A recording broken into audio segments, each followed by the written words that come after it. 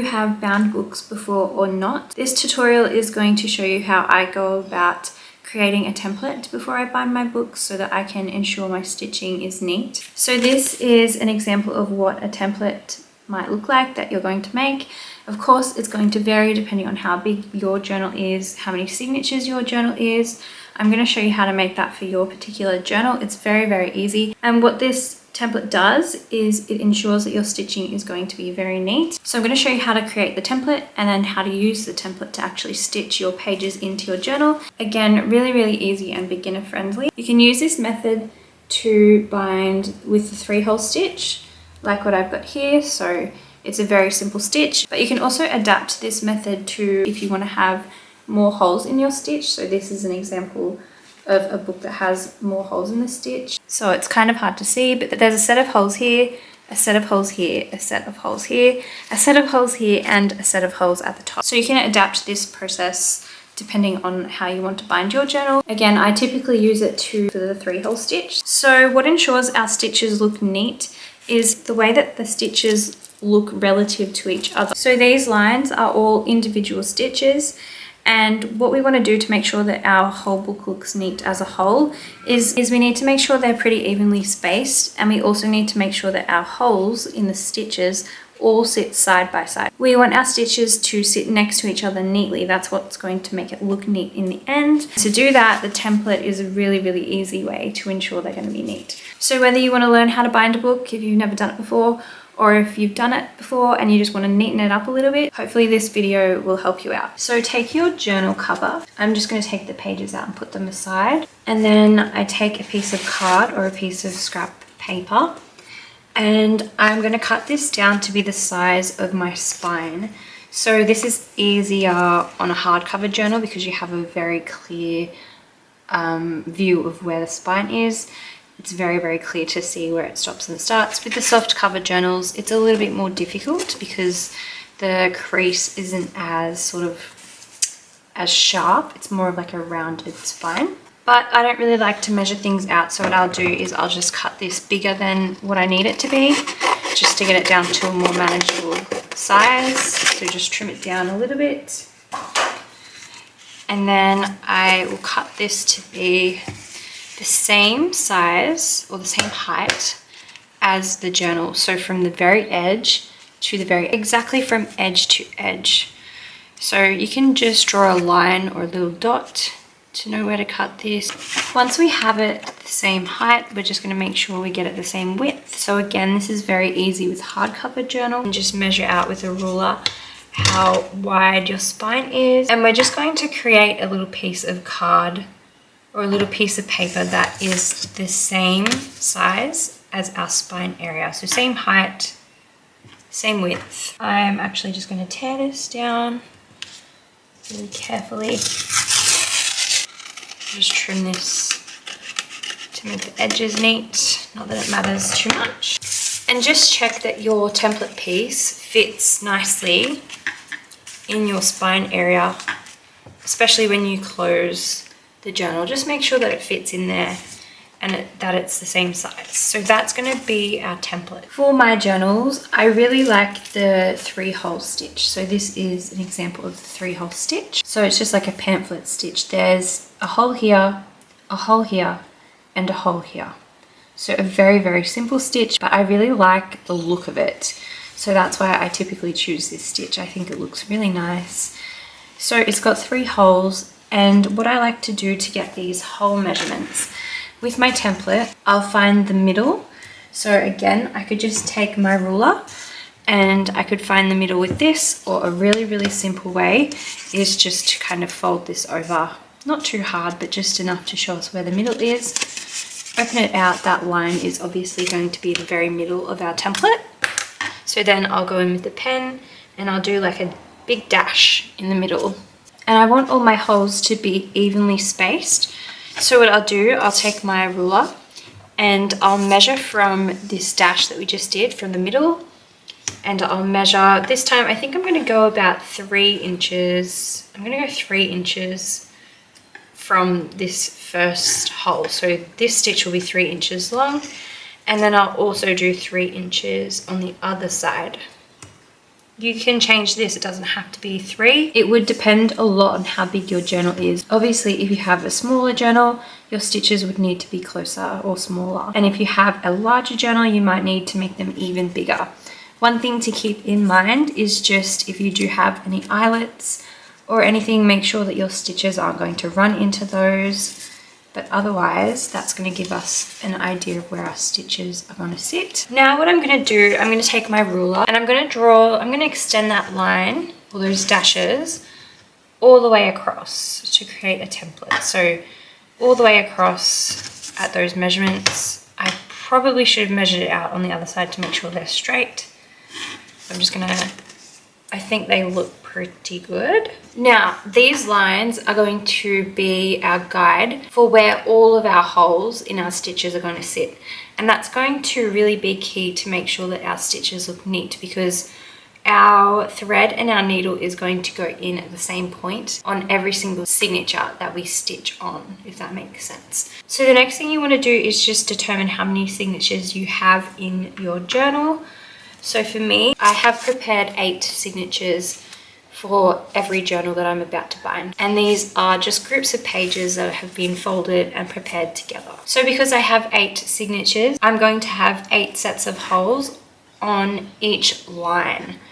Now, what you can do is, obviously you can take a ruler and you can measure this out. So you can work out how many centimeters it is across, and then you can divide that up and you can measure it all out if you're a very mathematical person. I'm not a very mathematical person, so I don't like to do it that way. I will take a pencil if I have one. I don't think I have a pencil, so I'm just going to use a white pen. And what I like to do is I start on the middle line here and I start to mark out where my signatures are going to be, and just kind of, I just eyeball this. So I'll actually start in the middle, and I won't be directly in the middle, I'll just be a little bit off center. So I'm kind of putting down my first 2 marks the signatures might be. So 2, then I just keep adding. There's not really a better way to explain this than to show you. I just keep kind of marking out where I think they're going to be. So 1, 2, 3, 4, 5, 6, 7, 8. Okay, that's kind of where my first draft was for where I thought the signatures might sit. Now I can see that I've got less room on this side and more room on this side. So then what I'll do, because I've used a different color, I'll take my black pen this time, and when I put my final markings down on this line, I'll just move them ever so slightly to where they need to be. So I'm going to go slightly to this side. This is not a very mathematical genius way to show you how I do this, but this is honestly how I do it. So instead of putting the line directly where I put it with the white pen, I'm just moving it over just a little bit to where I think it will look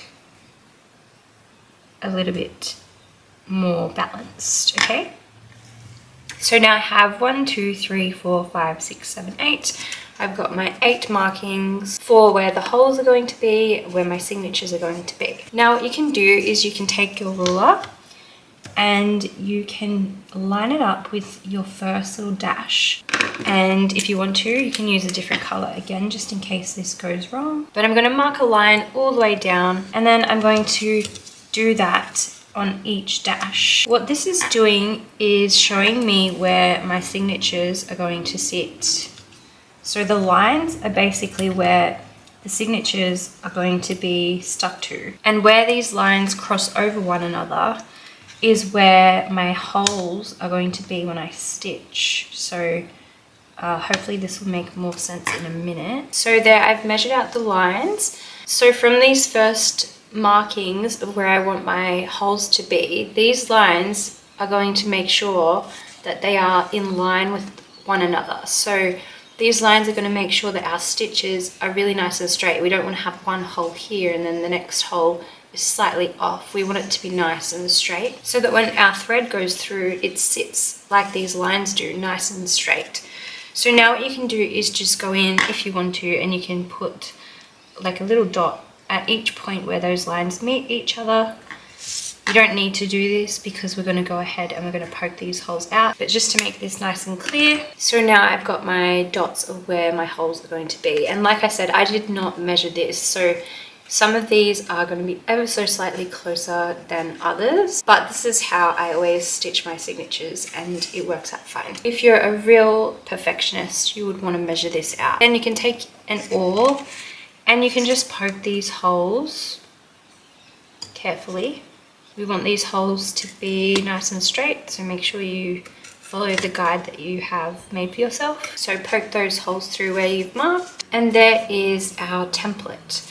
So now one other thing you might like to do is just write where the top of the template is, so you know which way up your template sits, so you can keep it the same all the time. Now to actually use your template, take your journal cover and take your template and place it on the spine where it fits. It should fit nicely. We've already checked this. We made it specifically to fit. So mine fits in there like so. What I like to do is take some paper clips and I just pop a paper clip up the top and I pop a paper clip along the bottom. Just check it's in the right position. So once that's secured onto your cover, you can then take your awl and you can go through the holes you've already poked, and that will put all of the holes into your journal cover. They'll be nice and straight, just like your template is. So I'll go ahead and do that. So I've just gone ahead and poked out the holes. It's really hard to see on the fabric side of the cover. Once you poke your holes through the template, you can remove the template. Make sure you do remove the template, otherwise you'll be stitching and your template will be stuck in between. So take your template off. There you can see a bit better the holes are now on my spine, ready to be stitched.